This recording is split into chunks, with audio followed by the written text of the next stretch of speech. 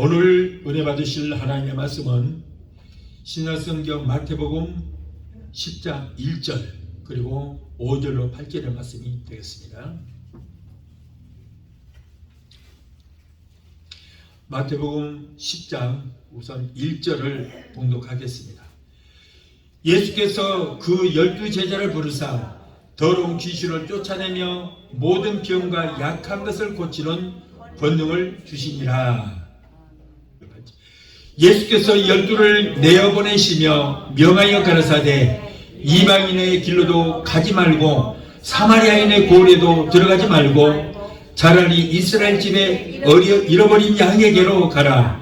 가면서 전파에 말하되 천국이 가까웠다 하고 병든 자를 고치며 죽은 자를 살리며 문둥이를 깨끗하게 하며 귀신을 쫓아내되 너희가 거저 받았으니 거저 주어라. 아멘. 기도하시겠습니다. 걸어가신 아버지 감사합니다.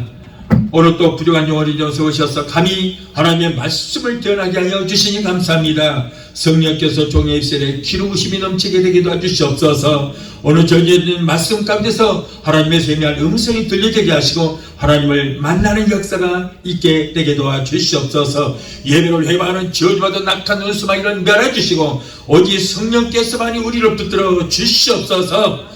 예수 이름으로 감사하며 기도합나이다. 아멘. 할렐루야.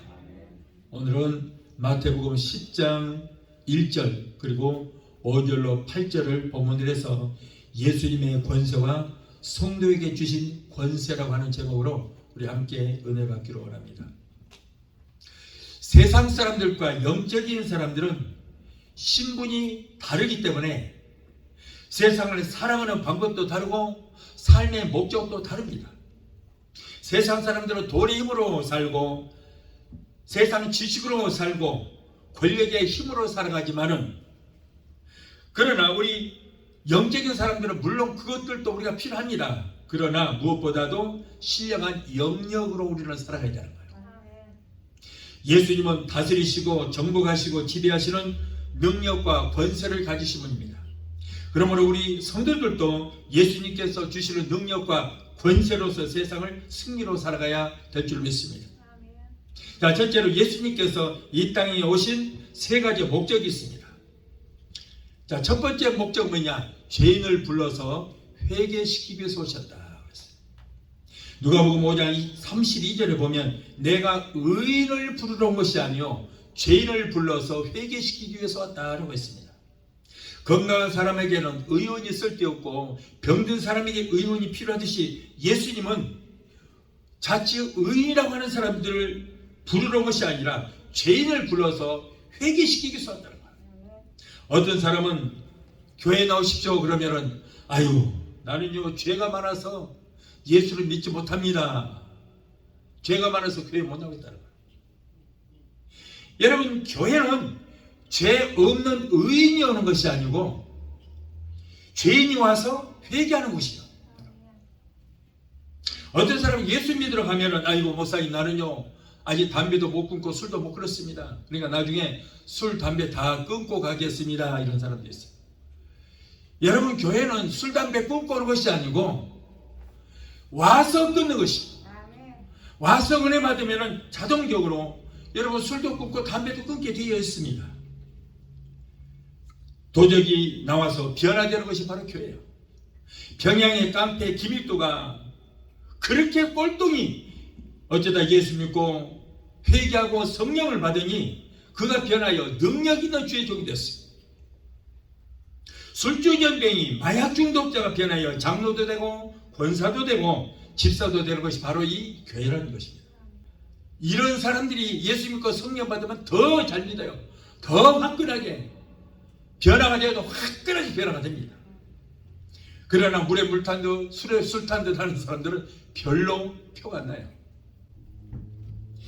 성경에 나오는 주인공들을 보십시오. 구약이고 신약이 보면은 똑바로 의롭게 살던 사람들이 별로 없어요. 모두가 성경의 주인공들을 보면 문제투성이에요. 문제투성. 여러분 예수님의 그 계보를 쭉 이렇게 올라가다 보면 심지어는 기생 라합도 있고요.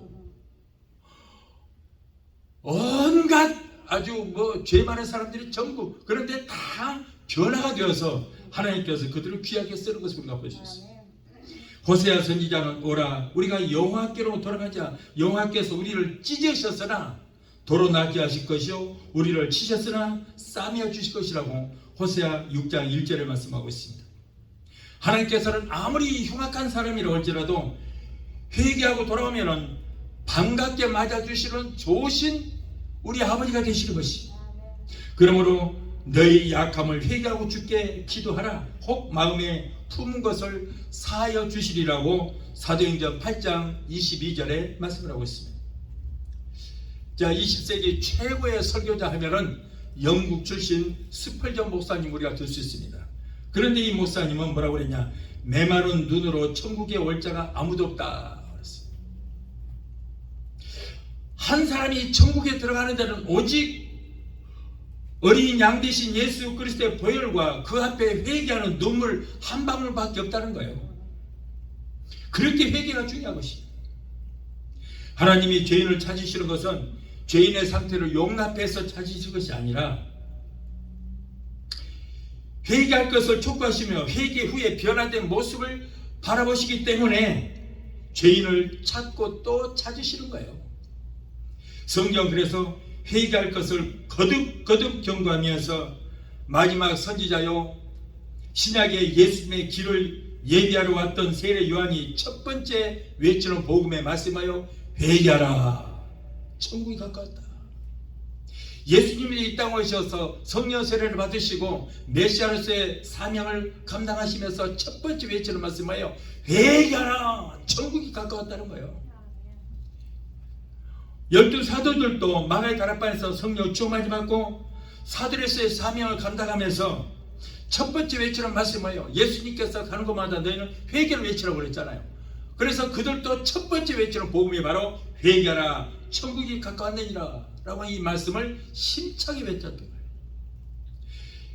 여러분 회개하는 영혼이 이 지상에서 가장 아름답고 회개의 역사야말로 천국에서는 가장 귀한 줄로 믿습니다. 회개하면 히브리서 10장 17절에 저희 죄와 불법을 내가 다시는 기억하지 않겠다고 했어요. 한번 회개했던 죄는 다시는 기억하지 않겠다. 에베소서 1장 7절에 회개하면 그의 피로 예수 피로 말미암아 구속 곧 죄사함을 받았다. 이미 받았다는 거예요. 요한일서 1장 7절에 그의 아들의 피가 우리를 모든 죄에서 깨끗게 하실 것이요 라고 했어요. 깨끗게 하실. 여러분 회개하고 주께 돌아오면은 하나님께서는 우리 죄와 허물을 기억지도 아니하시겠다.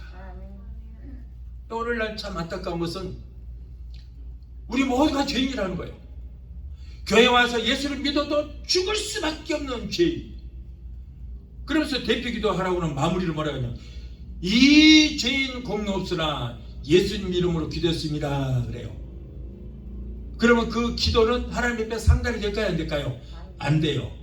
왜? 의인의 간구는 역사하는 힘이 많다고 그랬거든요. 의인의 간구.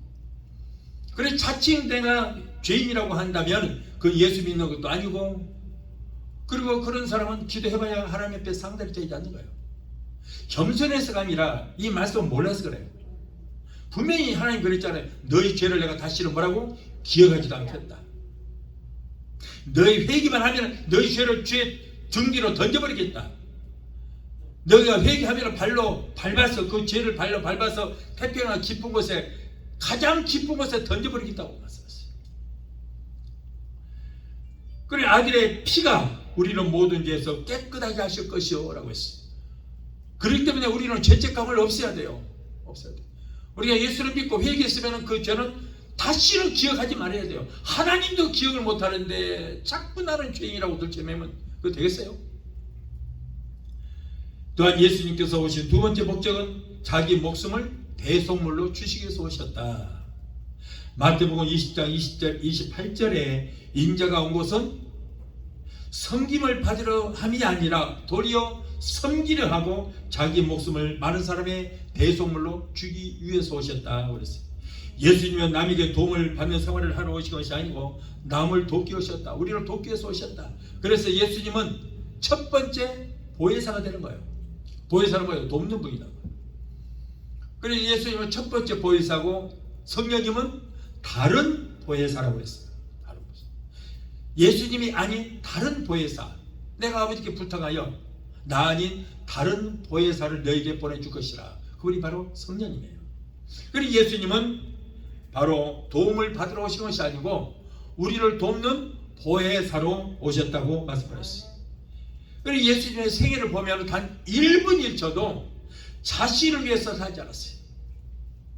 오직 우리를 위해서 오셨고 우리를 위해서 사시다가 자신의 생명을 우리를 위하여 대속물로 주셨습니다. 디모데전서 2장 6절에 그가 모든 사람을 위하여 자기를 속전으로 주셨다. 속전으로 주셨다고 했어요. 어떤 사람이 죄를 짓고 죽게 되었을 때에 누군가가 그 빚을 갚아주어 죽을 자리에서 살게 해주는 것, 이것이 바로 속전인데 우리가 죄로 인해서 죽을 수밖에 없었지만 예수님께서 당신의 목숨을 대속물로 속전으로 되어 주어서 우리를 살게 하신 거예요. 죄 사서 사망이라 그 죄 때문에 내가 죽어야 되는데 예수님이 속전으로 우리의 죄를 담당하시고 나 대신 죽어주신 거예요. 이것이 바로 속전이라는 거예요. 또한 레위기 1장 4절에 보면 구약 때에는 사람이 죄를 지으면 꼭 양의 희생을 당해야 돼요. 왜? 죄 사선 사망이기 때문에 죄를 지을 때마다 내가 죽을 수 없으니까 내가 죄를 지을 때마다 양을 잡아서 양 머리에다가 안수합니다. 내 죄를 다 양에게 전가시켜버려요. 에나 너나 먹어라. 그리고 내 죄를 다 양에게 전가시키고 그리고 나 대신 그 양을 죽여버리는 거예요. 그래서 피를 제단에 뿌리고 그리고 살을 태워서 그 양으로 하나님 앞에 제사를 드리는 거예요. 그러면 내 죄가 없어져요. 그러면 또 죄를 지면 또 그런 짓을 해야 되는 거예요. 계속해서 해야 돼요. 자, 그런데 우리 예수님께서 오실 때 뭘 오셨어요? 양으로 오셨어. 제물로 오셨어. 어린 양으로 오셨어. 그래서 예수님께서 우리의 죄를 담당하시고 우리 인류의 죄를 담당하시고 예수님께서 자기 몸을 갈기갈기 찢고 피를 흘려서 골고다 제단에 뿌리고 그리고 십자가 위에서 우리를 대신해서 죽어주신 거예요. 제물이 되어 주셨다는 거예요. 그렇기 때문에 예수님께서 단번에 우리 인류를 위해서 제물이 되어 주셨기 때문에 우리는 이제 제사 드릴 필요가 없고 양을 잡아서 제사 드릴 필요가 없고 그래서 우리를 위해서 제물이 되어 주신 예수님 앞에 나와서 예배만 드리면 되게 된 줄 믿습니다. 그래서 여러분 예수님께서 죽으시고 부활하신 후에 오순절 마가다락방에 성령 임하고 그때로부터 교회 시대가 시작되어서 그때부터 예배만 드리게 됐습니다. 예배만 드렸어요. 그러므로 예수님이 나의 죄 때문에 죽으셨다는 사실을 믿고 나에 하여 흘리신 그 피를 의지하고 회개하기만 하면 아담으로부터 내려왔던 원죄와 그리고 날마다 우리가 짓는 자범죄까지도 예수님의 피로 맑게 씻어주신 줄 믿습니다. 그래서 원죄는 뭐냐면 처음으로 짓는 죄라고 해서 원죄예요. 인류에게 최초로 지은 죄라고 해서 원죄인데 그 아담의 우리의 그 조상인 아담이 범죄함으로 여러분 범죄인의 피가 후손들을 계속 이렇게 흘러서 오늘날 우리에게까지 전수가 되게 된 거예요. 그래서 여러분 우리가 거슬러 올라가다 보면 우리의 선조는 아담이에요. 첫사람 아담. 그의 원죄가 계속 후손들의 혈통을 타고 오늘날 우리에게까지 그 죄가 임하게 된 거예요. 그것이 바로 원죄라는 거예요. 원죄. 그런데 그것은 여러분 이제 우리 예수님께서 첫째 아담이 범죄한 그 죄 때문에 원죄가 인류에게 임했는데 둘째 아담으로 오신 예수님께서 그 원죄를 위해서 죽어주셨기 때문에 우리는 예수를 믿으면 원죄에서 사하심을 받게 되는 거예요. 세상 사람들은 아직까지 원죄가 있어요. 그 원죄 때문에 우리가 천국 가고 지옥 가고 하는 건데 세상 사람들은 아직도 원죄가 그대로 있기 때문에 그들은 천국에 갈 수 없습니다. 그러나 우리는 나 위해서 죽으신 예수를 믿음과 동시에 원죄가 우리에게서 사하심을 받게 됐습니다. 그래서 우리는 천국을 소유할 수 있게 된 줄 믿습니다. 또한 자범죄는 날마다 마음으로 생각으로 입술로 행동으로 범죄한 거 이것이 바로 자범죄라고 그러는데 이거는 2000년은 예수님께서 우리 죄를 이미 다 용서해 주셨기 때문에 우리가 회개만 하면은 죄가 다 사함을 받게 되는 거예요. 회개하지 않으면 소용없어요. 저 지금 어느 이단 종교에서는 그러죠. 거기서는 절대 회개하지 마라 그래요. 어디가 그래요? 어디가? 구원파에서 그러죠. 구원파에서는 절대 회개하지 마라. 회개를 하면은 내가 죄인이라고 해서 인정하게 된다 그래요. 여러분 2000년 전에 예수님께서 다 용서를 해주셨지만 그러나 우리가 회개할 때 그 예수님께서 용서해 주신 용서가 내 것이 되게 되는 거예요. 아멘. 회개하지 않은 그 아무리 예수님께서 인류를 위해서 죄를 위해서 죽어주셨지만은 여러분 회개치 않으면은 그 예수님께서 2000년 용서해 주신 그 용서는 나하고는 상관이 없이 되게 될 것입니다. 또 고범죄가 있죠. 율법대로 하나님께서 율법에 하지 마라 했는데 그럼에도 불구하고 뻔히 알면서 범죄한 것을 고범죄다. 여러분 그러나 원죄, 자범죄, 고범죄라고 할지라도 우리가 우리를 위해서 십자가에 달리신 예수 앞에 나오기만 하면 나와서 회개하기만 하면은 원죄고 자범죄고 고범죄고 사하심을 받게 된 줄로 믿습니다. 또한 예수님께서 오신 세 번째 목적은 우리에게 생명을 주시기 위해서 오셨다. 요한복음 10장 10절에 내가 온 것은 양으로 생명을 얻게 하고 더 풍성히 얻게 하려 하심이라. 인류의 조상 아담과 하와가 예수님 앞에 불순종함으로 저주를 받았어요. 그래서 아담을 위해서 지음받은 모든 자연까지도 저주를 받아서 땅도 저주를 받아서 가시 엉겅퀴가 내게 되었고 그래서 여러분 첫사람 인간은 땅을 파고 저주받은 땅을 파고 거기다가 씨앗을 심고 한 줌의 흙에서 나오는 식물을 먹고 살다가 한 줌의 흙으로 돌아가야 하는 그런 유한한 인생이 되고 말했던 것입니다. 그런데 예수님께서 그 머리에다가 저주를 써버렸어요. 저주의 상징은 가시와 엉겅퀴인데 예수님께서 가시로 만든 면류관, 가시로 만든 관을 쓰시고 눌러버리니까 이마와 머리가 터져서 선짓비가 흘렸어요.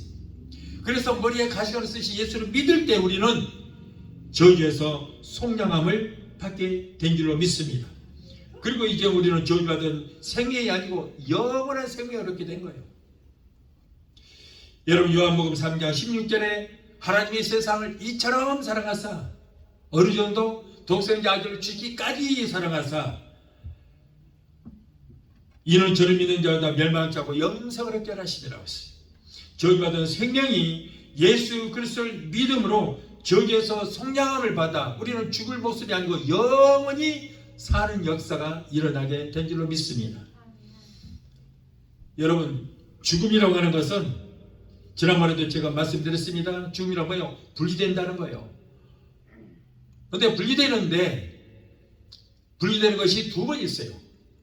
우리 육신에서 영원히 분리되는 것, 이것을 우리가 육신의 죽음이라고 말합니다만은 자, 이것은 누구나 할 것 없이 예수를 믿든 안 믿든 이 죽음은 1차적인 죽음은 다 겪게 되는 거예요. 그러나 그보다 더 무서운 죽음은 뭐냐?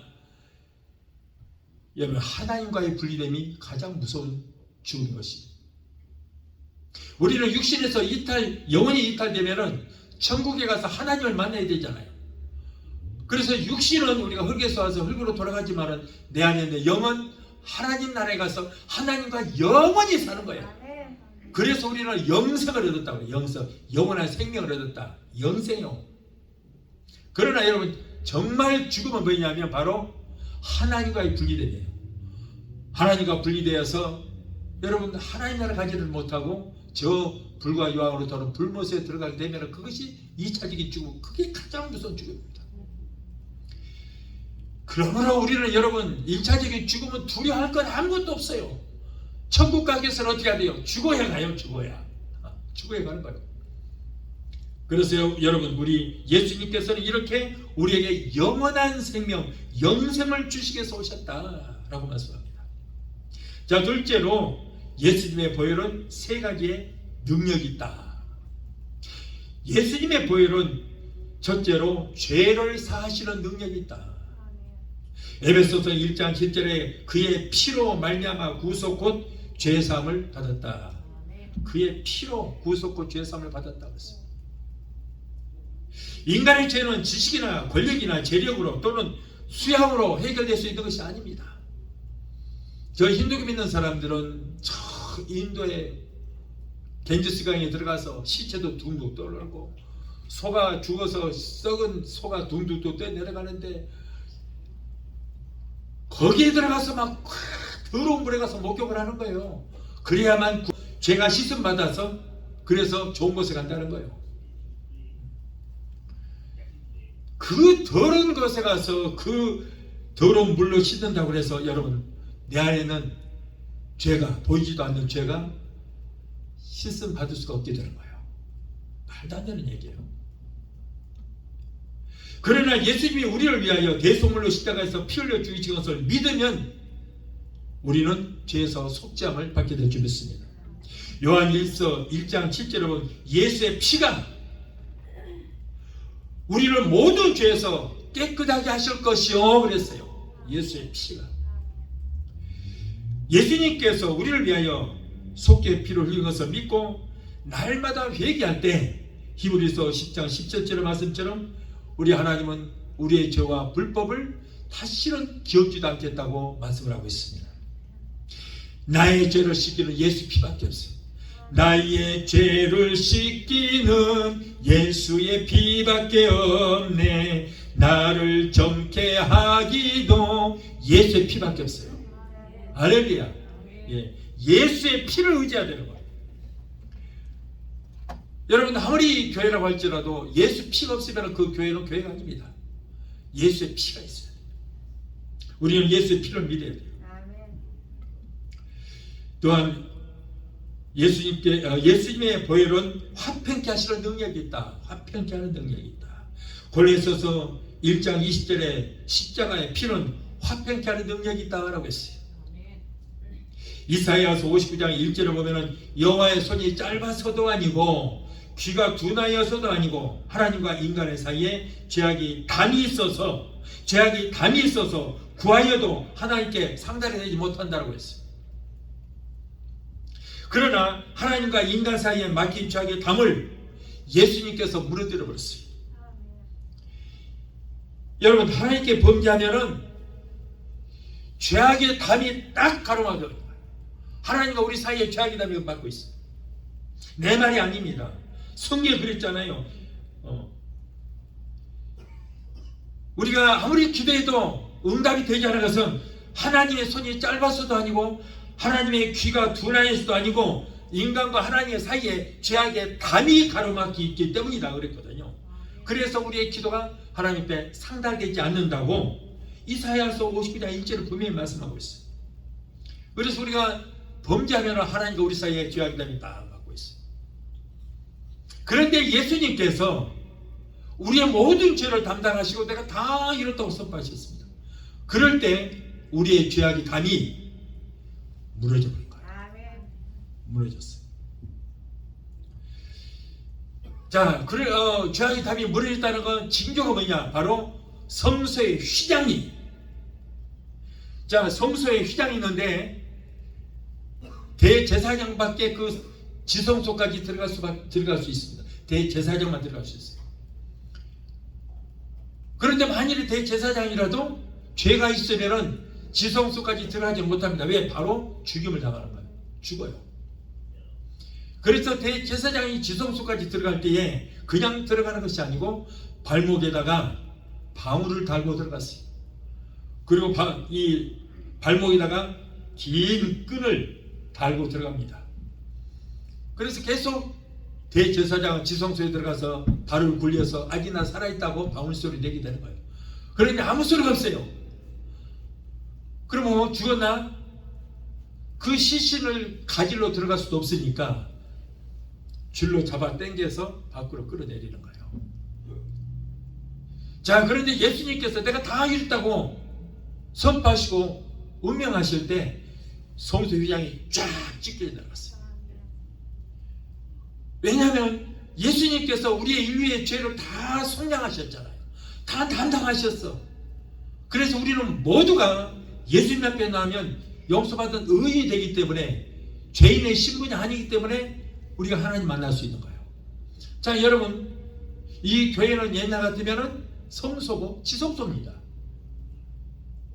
예수님이 돌아가시기 전에는 우리가 감히 이 교회에 나올 수 없어요. 그런데 예수님께서 모든 죄의 문제를 해결하시고 성소 휘장을 찢겨버리고 죄악의 담이 무너져 버렸기 때문에 우리가 직접 교회에 나와서 하나님을 만날 수 있게 된 줄 믿습니다. 제가 여러분은 왕이요 제사장이요, 왕같은 제사장이라고 그랬잖아요. 너희는 왕같은 제사장이라고.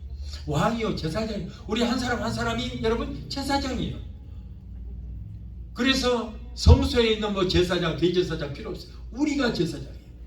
그래서 우리가 하나님을 만나고 이렇게 하나님 앞에 예배를 드릴 수가 있게 되는 것입니다. 다 예수님 때문에요. 얼마나 감사합니까? 그래서 이제는 우리가 여러분 예수님 앞에 나와서 직접 예수님 만날 수 있고, 우리가 기도하면 죄악이 다 무너졌기 때문에 우리의 기도가 하나님 앞에 상달이 되어서 다 상달되어서 응답을 받을 수가 있게 되는 것입니다. 하나님은 첫사람 아담에게 선악과를 따먹으면 너희가 정령 죽으리라고 했어요.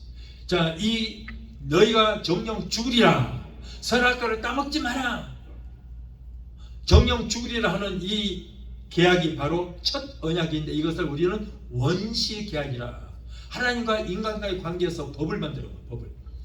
그런데 첫 번째 법이 뭐냐면 바로 딱 하나예요. 선악과 따먹지 마라. 먹는 날에는 그 죄의 대가로 죽는다. 이것이 바로 원시 계약이에요. 그런데 인간이 그 원시 계약을 어겼습니다. 그래서 죄 사서 사망하기 때문에 여러분 아담은 에덴에서 쫓겨나게 되고 그는 죽을 수밖에 없었던 거예요. 하나님께서는 인간이 원시 계약을 지키지 않으므로 영원히 죽는 것을 보시고 인간을 치근히 여기셔서, 그렇다고 저희들은 다 죽일 수 없잖아요. 그래서 또 하나님께서는 인간을 궁일에 계셔서 법을 주시는데 바로 613개의 율법을 주시는 거예요. 거기에서 248개는 자 이거는 지켜라, 하라. 365개는 하지 말라. 하라 하는 것은 해야 되고 하지 말라는 것은 하지 말아라. 하라 했는데 하지 않은 데는 안 돼, 죽는다. 자, 이렇게 하나님께서는 하라와 하지 말라는 법을 주셨는데 십계명도 마찬가지예요. 여러분이 율법 613개 율법을 압축하고 하는 것이 바로 십계명인데, 십계명에도 2개는 하라, 8개는 하지 말라고 그랬잖아요. 안식일을 기억하여 그날을 거룩히 지키라, 하라. 그리고 내 부모를 공경하라, 2개는 하라는 거예요. 그러나 다른 것, 여호와 이름을 망령되이 부르지 말라, 나 외에 다른 신을 섬기지 말라, 우상을 새겨서 거기에 절하지 말라, 살인하지 말라, 가늠하지 말라, 도적질하지 말라, 내 이웃을 거짓 증거하지 말라, 내 이웃을 탐내지 말라, 이 8가지는 하지 말라 하는 거예요. 그러나 하나님께서는 인간을 망하도록 이렇게 율법을 주신 것이 아니라 망하지 않도록 하기 위해서 율법을 주셨는데 613개 율법도 지키지 못하고 다 망하게 됐어요. 다 죽게 됐어요. 자, 그렇다고 하나님께서 너 죄를 지었으니까 죽어라 하지 않았어요. 또 불쌍히 여기서 또 마지막으로 한 가지 또 법을 주시는 거예요. 그것이 뭐예요? 바로 은혜의 계약이라는 거예요. 원시 계약도 이제 폐지됐고 613개 율법도 폐지됐어요. 마지막으로 은혜의 계약이라고 주시는데 그 은혜의 계약이 뭐예요? 내가 아들을 보낼 건데 그 아들을 믿어라. 믿기만 하면 구원을 받는다 라고 하는 새 언약을 주신 거예요. 이것이 바로 은혜의 계약이다. 은혜의 계약.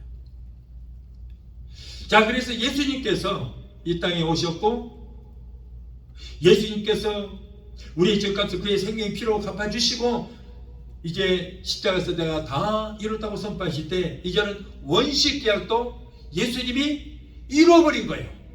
폐지가 되는 것이 아니고 이루어버렸어요. 613개 율법도 예수님께서 다 이뤘다. 뭘 이뤄요? 613개 율법을 다 이뤘다는 거예요. 다 이뤘어요. 그래서 여러분 우리가 예수만 믿기만 하면 다 이뤘다고 선포하신 예수를 믿기만 하면 원시 계약도 잃어버렸고 613개 율법도 다 잃어버렸어요. 그래서 우리는 꼭 율법을 지켜야 할 이유가 없어요.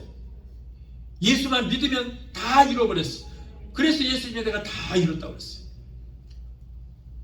그래서 우리는 여러분 은혜의 계약 시대에 우리가 살고 있습니다. 다 이뤘어요.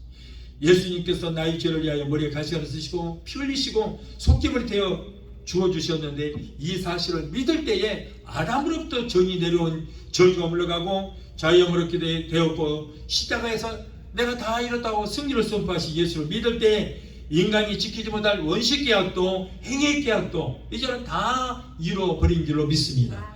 그러므로 우리가 예수님이 십자가에서 구약의 율법을 다 이루어놓으셨다는 사실을 믿고 속죄제물이 되어주신 예수를 믿으면 원시 계약과 행위 계약과 은혜의 계약에서 해방되어서 원수되었던 하나님과의 관계가 이제는 아버지와 자녀의 관계로 성립이 되고 마는 것입니다. 그래서 여러분 우리는 이제는 하나님을 하나님이라고 부르지 않고 아버지라고 부를 수 있게 되는 거예요. 여러분 예수님께서는 하나님을 아버지 하다가 딱 한 군데에서 뭐라고 그래요? 하나님 그랬어요. 하나님. 어디서? 겟세마네 동산에서 기도하실 때. 왜? 인류의 모든 죄를 다 예수님이 담당하셨기 때문에 예수님의 신분은 하나님의 아들이 아니고 죄인의 신분이었어요. 인류의 죄를 감당하셨기 때문에 죄인이었어요. 죄인은 하나님을 아버지라고 부를 수 없기 때문에 하나님이여 하나님이여 라고 예수님께서 부르셨던 거예요. 그런데 우리는 그 모든 이 문제, 죄악의 문제를 다 이뤄놓으신 예수로 말미암아 우리는 하나님이 우리의 아버지가 된 줄 믿습니다. 하나님 우리 아버지가 됐습니다. 그래서 여러분 우리가 하나님 앞에 구할 때 자녀의 입장, 아들의 입장, 자녀의 입장에서 우리 아버지께 구하는 거예요. 아멘? 하나님께 구하는 것이 아닙니다. 우리 아버지께 구하는 거예요. 그러면 자녀가 아버지께 무엇이든지 달라 할 수 있는 것입니다. 주시옵소서. 그러면은 그렇게 달라고 할 수 있는 자격이 있어요. 우리는 아버지께. 그러면 아버지 되시는 하나님은 우리에게 자녀들에게 줘야 할 뭐가 있어요? 의무가 있다 그 말이에요. 의무가 있어요. 자식은 아버지에게 달라고 할 수 있는 자격이 있습니다. 그래서 달라고 해야 돼요. 우리가 달라고 하면 아버지는 우리에게 줘야 할 의무가 있어요. 그래서 우리가 여러분 기도하려면 하나님 앞에 응답받는 기도하려면 어떻게 돼요? 하나님께 기도하지 말고 아버지께 기도하세요. 하늘에 계신 우리 아버지여 그랬잖아요. 예수님께서 너희는 이렇게 기도하라 그러면서 주기도 뭐예요? 기도하는 방법을 가르쳐 주셨는데 뭐라고 그랬어요? 하늘에 계신 아버지여 라고 기도하라고 그랬어요. 그래서 여러분 우리가 응답받는 기도하려면은 하나님과 우리의 사이가 자녀와 아버지의 관계가 성립이 먼저 돼야 돼요. 아멘. 하나님은 우리 아버지가 되고 나는 하나님의 자녀가 되었을 때 아버지와 자식의 관계가 성립이 되었을 때만이 내 아버지께 달라고 할 수 있는 그런 자격이 주어지게 되는 거예요. 세상 사람들은요, 하나님을 보고 아버지라고 못 불러요. 남의 아버지를 어떻게 아버지라고 불러요? 남의 아버지한테 달라고요? 주겠어요? 내 자식한테만 주지. 안 줘요. 그러니까 세상 사람들은 하나님 하나님 하지 아버지로 부를 수 없어요. 우리는 예수를 믿음으로 말미암아 예수로 하나님이 우리의 아버지가 되셨기 때문에 아빠가 되시고 아빠. 그렇기 때문에 우리는 얼마든지 구하십시오. 할렐루야. 이렇게 하나님과 우리 관계는 좋은 관계예요. 아버지와 자식의 관계예요. 그렇기 때문에 당당하게 구할 수 있어요. 당당하게 구하십시오. 하나님께 구하지 마시고 아버지께 구하시봐요. 하나님 우리 아버지께 구하세요. 당당하게 구하십시오. 맡겼냐? 아니 자식이 부모한테 달라고 그러는데 맡겨놓은 걸 구해요? 달라고 그래요? 아버지께 달라고 그러는 거예요. 아버지께 달라고. 탕자고 그래요. 내게 줄 분깃을 내게 주소서. 내가 맡긴 거 주시오. 그러지 않았어요. 앞으로 내게 줄 거 아닙니까? 어차피 미리 주세요. 그러니까 자식이 부모에게 달라고 하니까 안 줄 수 있어요? 그래 준 거예요. 그걸 지가 뭐 어디 다 까먹든 어쨌든 그거는 지가 알아서 알리고 내게 줄 분깃을 내게 주소. 그러니까 부모 입장에서는 당연히 줘야 할 것이기 때문에 그건 네가 잘 쓰든 못 쓰든 알아서 하고 내가 줄 거 주겠다고 준 거예요. 여러분 그러므로 꼭 예수로 말미암아 나는 하나님의 자녀가 되었고 하나님에 대해 아버지가 되었다는 사실을 믿고 자녀의 입장에서 아버지께 꼭 구하시기 바라요. 아멘. 무엇이든지 구하십시오. 무엇이든지. 염치 없이. 염치 아니에요. 당당하게 구하세요. 자연스러운 거예요. 이렇게 우리는 하나님의 은혜 가운데 살고 있습니다. 또한 예수님은 의롭게 하시는 능력이 있다. 의롭게 하시는 능력이 있다. 로마서 5장 12절에 한 사람으로 말미암아 죄가 세상에 들어오고 죄로 말미암아 사망이 왔다. 그러나 예수 그리스도의 피로 의롭다 하심을 받게 되었다. 인간의 시조 아담이 원시 계약을 파기하고 죄를 범함으로 그의 후손으로 모두가 죄인인 아담의 혈통을 물려받았기 때문에 엄마의 태에서 태어나면서부터 모두가 죄인의 신분으로 태어난 거예요. 아니 막 태어난 아이가 무슨 죄를 지어요? 자범죄가 아니고 아버지로부터 원죄를 가지고 태어났다 그 말이에요. 혈통을 타고 원죄를 가지고 태어난 거예요. 자범죄로 우리가 구원을 못 받는 게 아닙니다. 자범죄는 회개만 하면 되는 거예요. 그런데 원죄가 있어서 구원을 못 받고 천국 못 가는데 태어나면서부터 원죄라고 가지고 태어나기 때문에 그러면 그 아이는 자범죄는 짓지 않았어. 문제가 있어요? 원죄가 있어요. 그래서 그 아이도 예수를 믿어야만 그 영혼이 구원을 얻게 되는 거예요. 많은 사람들이 원죄를 생각하지 않고 자꾸 자범죄만 생각하니까 죄진 것 없다고 나는 의롭게 살아왔다, 죄진 것 없이 살아왔다 그러지만은 여러분 예수를 믿지 않은 것이 죄입니다. 왜? 원죄가 있기 때문에요. 아무리 선하고 착하게 살아도 원죄가 있어요. 그리고 여러분 우리가 분명히 알아야 될 것은 세상 법은 행동으로 짓는 죄만 죄라고 여기지만은 하나님은 마음으로 짓는 죄를 더 크게 여기시고 마음으로 눈에 보이지 않지만 남을 미워하고 시기하고 질투하고 원망하고 불편하고 그게 다 죄거든요. 그게 다 죄예요. 자 그런데 우리 예수님은 바로 우리를 의롭게 하신다. 의롭게 하시는 능력이 있다. 예수님만이 우리를 의롭게 하시는 능력이 있습니다. 이러한 죄의 문제는 울어봐도 소용없고 휩써봐도 소용없고 세상 모든 종교를 다 동원해도 여러분 이 죄의 문제를 해결할 방법이 없습니다. 오직 하나님의 은혜로 의롭다 하심을 이제 인정을 받게 됐을 때 그때는 우리는 용서받은 의인이라고 칭할 수 있습니다. 성경에 나오는 탕자가 탈선하여 부모 곁을 떠나서 고생을 할 때 여러분 그 탕자도 고통스럽겠지만 그 부모의 마음이 더 고통스러웠을 거예요. 그래서 성경에 나오는 탕자가 주인공이 아니고 탕자를 애타게 기다리는 아버지의 심정을 우리가 해야 되는 거예요. 이처럼 인간들이 원시계약도 지키지를 못하고 행위계약도 지키지를 못하여 사망으로 가고 있는 것을 보실 때 그 모습을 바라보시는 그 우리의 아버지의 모습이 얼마나 아프셨을까. 그 죄값을 네가 죄 지었으니까 네가 그 죄값을 치르라. 네가 책임질 하지 않고 하나님의 독생자 외아들 예수 그리스도를 통해서 우리의 죄의 문제를 해결해 주신 줄로 믿습니다. 우리는 아무런 대가도 지불하지 않았지만 예수님께서 우리의 모든 죄값을 다 지불해 주셨기 때문에 우리를 위해서 죽으시고 부활하신 예수님을 믿을 때 우리는 의의 새 마포옷을 입게 된 줄로 믿습니다. 자, 마지막 셋째로 예수님은 세 가지 권세를 가졌습니다. 첫 번째, 예수님은 우리의 죄를 사하시는 권세를 가졌다.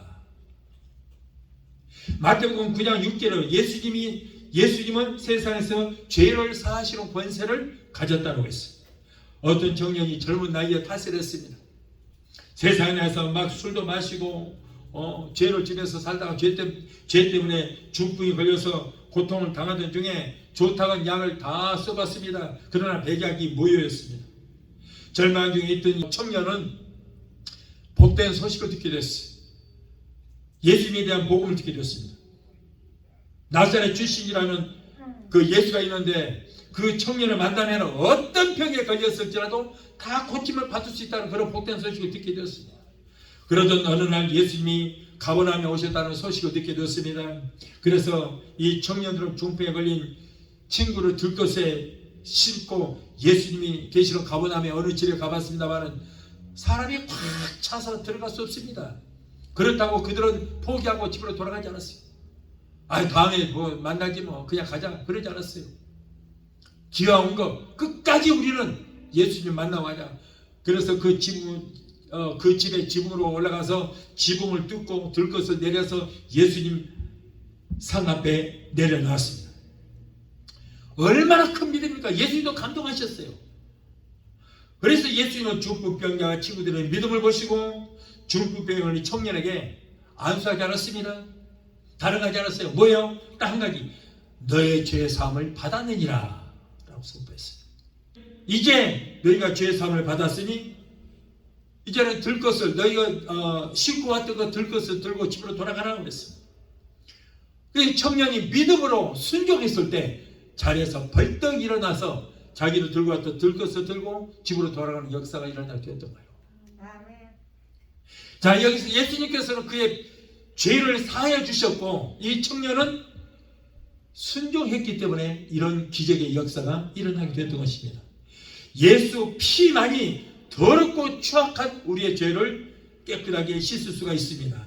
예수님은 죄 사함을 주시는 권세가 있고 어떤 질병이 걸렸을지라도 질병에서 해방시키는 권세가 있습니다. 그러므로 저와 여러분은 이제는 죄인이 아니에요. 우리의 죄를 담당하시고 죽으신 예수를 믿음으로 말미암아 죄와는 상관이 없이 되었습니다. 여러분, 천국은 누가 갑니까? 의인이 가는 거예요. 그런데 성경은 의인은 없나니 하나도 없다고 그랬어요. 그러면 다 천국에 가지 못하는 건 아니요. 용서받은 의인이 가게 되는 거예요. 어떤 분들이 그래요. 나는 용서받은 죄인입니다. 아니, 용서를 받았는데 어떻게 왜 죄인이에요? 용서를 받았으면 의인이 아니에요. 그래서 여러분, 우리가 영적으로 보면 오늘 여러 가지 색깔이 있는 옷도 입고 나왔지만은 그러나 하얀 의의 쇠마포옷을 입고 이 자리에 우리가 앉아있는 줄 믿습니다. 천사들처럼 의의 쇠마포옷을 입고 있어요.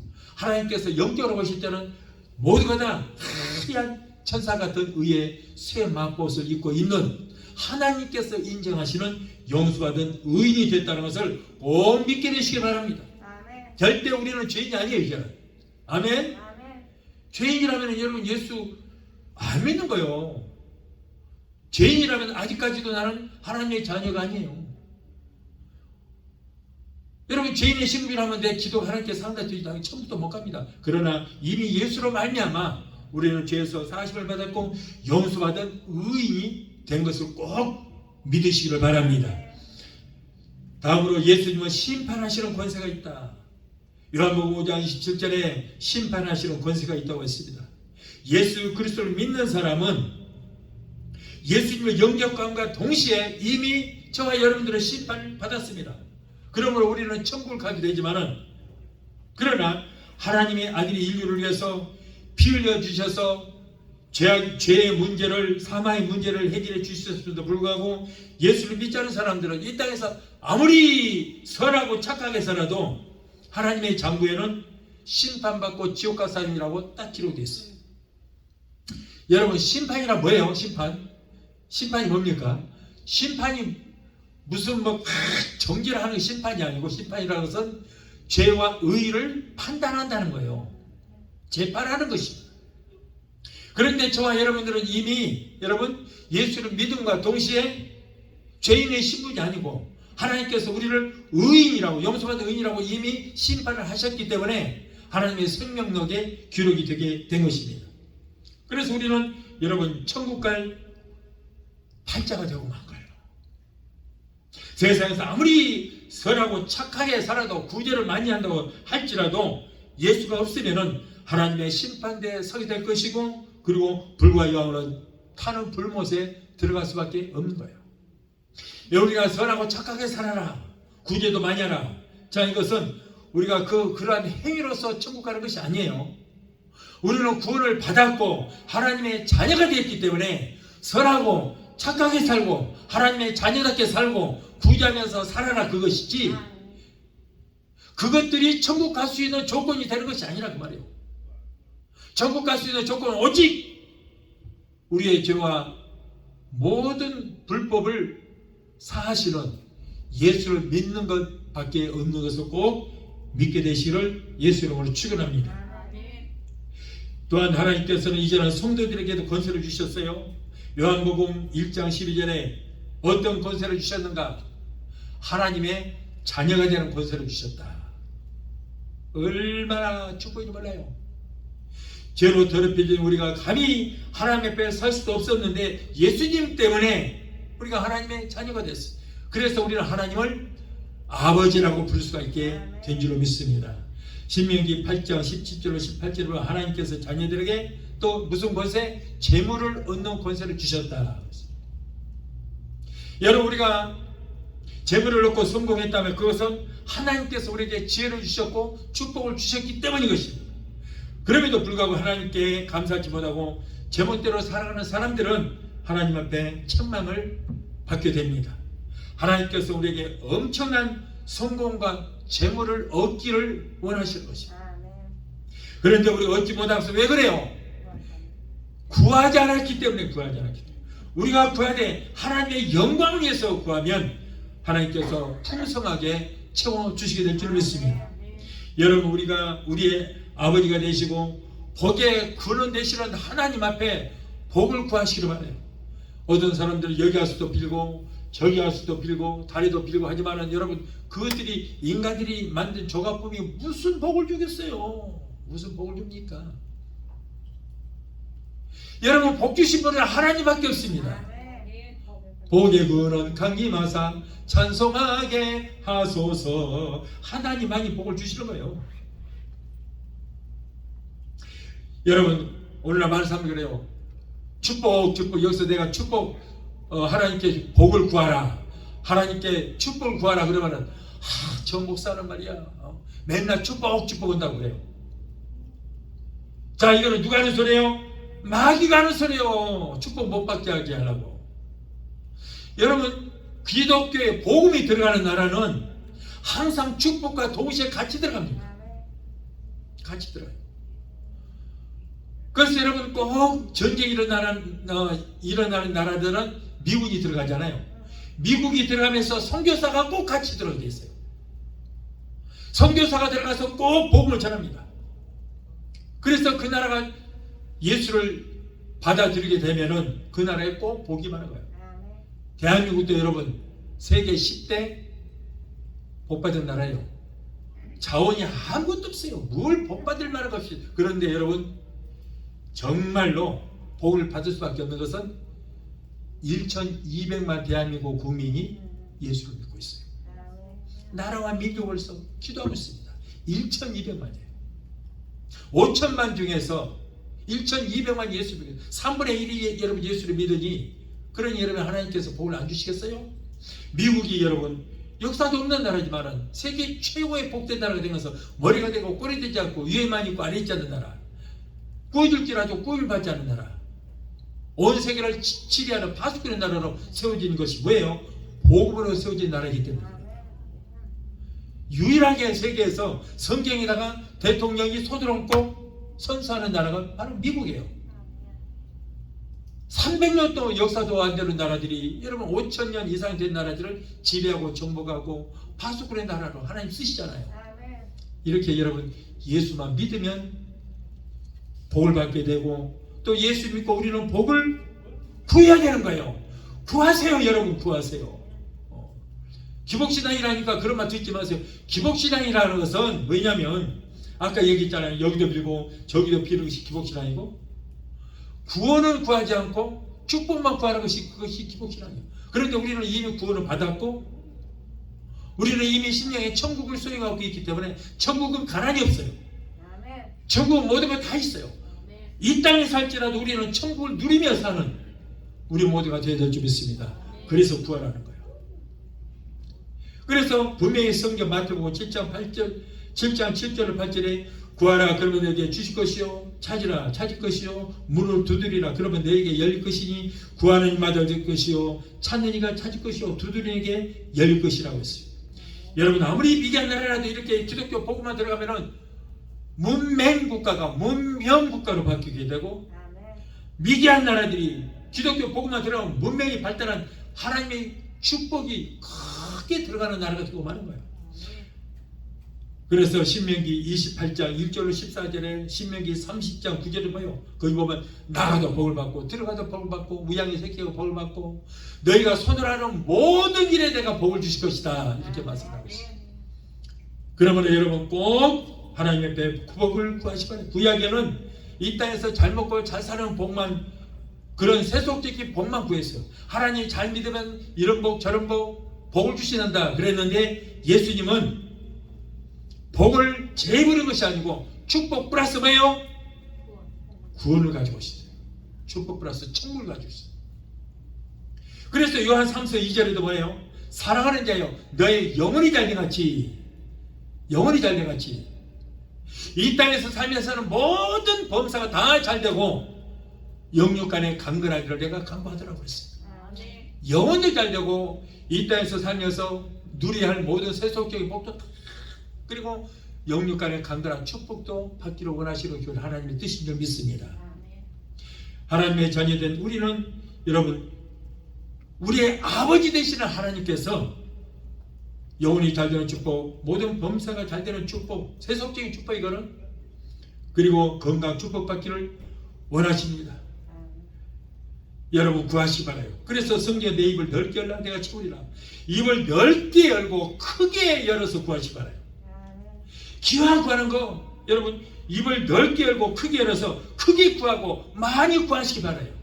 꾀째째하게 그냥 구하지 마시고 하나님은 부자요 다 가졌어요 풍성하신 하나님 앞에 꾀째째 하나님 이거 좀 주세요 이거 주세요 하지 말고 입을 넓게 열어서 많이 구하고 크게 구하게 되시기를 예수 이름으로 축원합니다. 또한 예수님 우리에게 병 고치는 은사와 귀신을 쫓는 권세를 주셨어요. 마태복음 10장 1절에 더러운 귀신을 쫓아내고 모든 병과 모든 약한 것을 고치는 권능을 주셨다 그랬어요. 누가복음 10장 19절에도 내가 너희에게 뱀과 정갈을 밟으며 원수의 모든 능력을 제할 권세를 주셨다. 원수가 누굽니까? 마귀 사탄 마귀예요. 여러분 우리는 능력이 있어요 없어요? 없어요. 예수님 성령님 그런데 마귀 사탄도 능력이 있어요. 하나님 우리를 살리는 능력이 있고 마귀는 우리를 도적질하고 죽이고 멸망시키는 능력이 있어요. 그런데 여러분 아무리 마귀가 그런 능력이 있어도 그 마귀의 우리를 도적질하고 죽이고 멸망시키는 능력을 제어할 권세가 있다고 말해요. 능력을 사용하지 못하도록 딱 묶어버릴 수 있는 그런 권세가 있어요. 권세가. 아멘? 네. 능력보다 권세가 더 센 거예요. 아무리 마귀가 까불어도 여러분 걱정하지 마세요. 우리 입술에 권세가 있어요. 뱀과 저거를 받고 권세 예수 이름으로 명령에 쫓아버려야 돼요. 그래서 마가복음 16장 17절에 믿는 자들이 이런 표적이 따르니 곧 저희가 내 이름으로 누구 이름으로 예수 이름으로 귀신을 쫓아내며 제 방언을 말하면 뇌물 집으면 무슨 누구를 마치러 해를 받지 않으면 병든 자에게 손을 얹기게 하리라.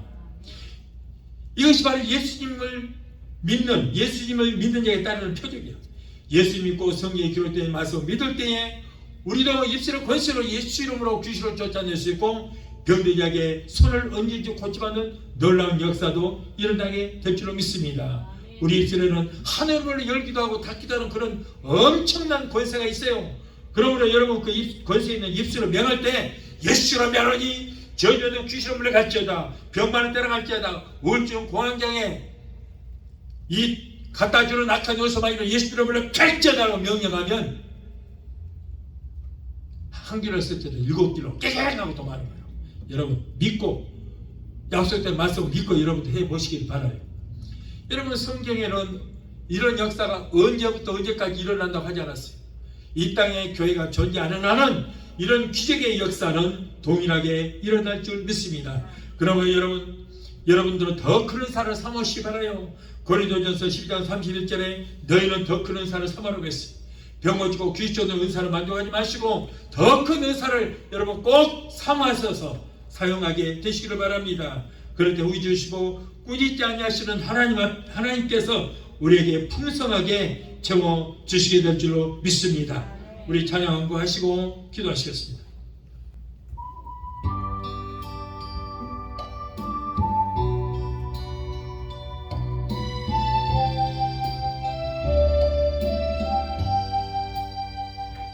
예수님 십자가에 달리셨네.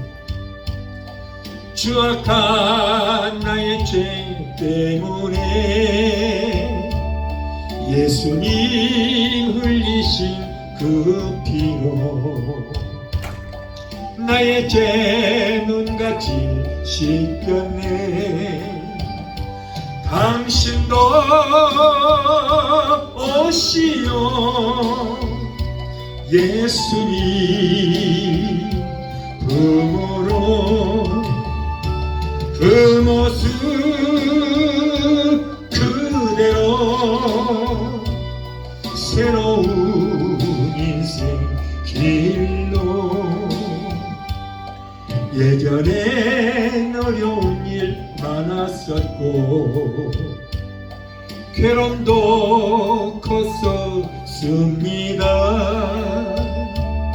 지금의 나의 삶 속에는 기쁨이 넘치네. 당신도 오시오 예수님 품으로 그 모습 그대로 새로운 인생 길로 당신은 무엇을 믿고 가나 무엇을 바라며 가는가 고달픈 인생의 험한 길을 예수님 내 짐을 지셨네. 당신도 오시오 예수님 품으로 그 모습 그대로 새로운 인생 길로 기도하시었습니다. 걸어가신 예수님께서는 영광스러운 하늘을 보좌로 보시고 연약한 인간의 몸을 입고 이 땅에 오셔서 우리의 죄악의 문제, 가난의 문제, 저주 문제, 질병의 문제를 다 해결해 주심을 하나님 감사합니다. 이 땅에 사는 동안 이런 예수님의 사랑을 마음에 깊이 간직하고 말씀대로 순종하는 우리 모두가 되게 도와 주시옵소서. 예수 이름으로 감사하고 축복하며 기도합나이다. 아멘.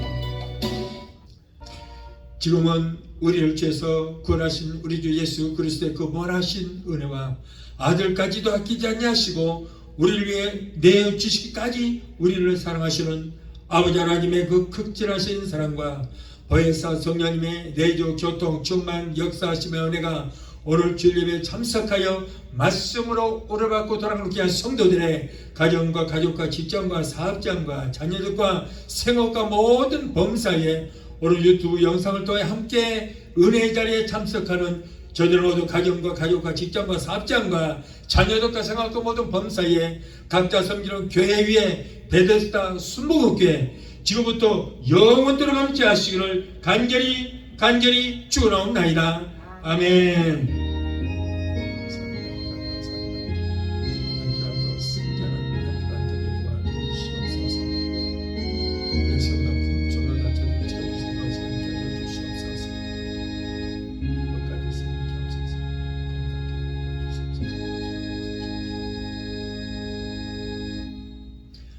할렐루야. 하나님께 영광을. 할렐루야.